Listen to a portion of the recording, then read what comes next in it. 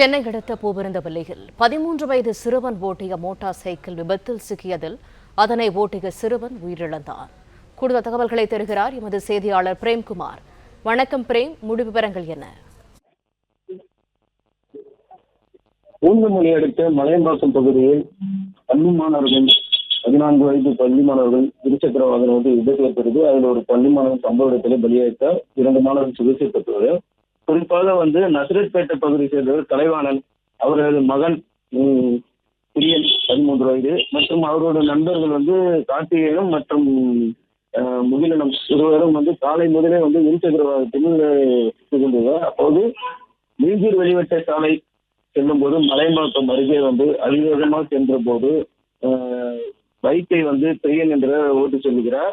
அப்போது கட்டுப்பாட்டை இழந்து அந்த தடுப்பு சுவரில் மோதி சம்பவ இடத்திலே பிரியன் பலியாகிறார். மற்ற இருவர் பூந்தமல்லியில் உள்ள அரசு மருத்துவமனை சிகிச்சைக்காக சிகிச்சை பெறுகிறார். அவரை போரூரில் உள்ள தனியார் மருத்துவமனைக்கு திரைப்பட சோதனைக்காக அனுப்பி வைக்கணும். இது குறித்து பூந்தமல்லி போக்குவரத்து போலீசார் விசாரணை மேற்கொண்டு வருகின்றனர்.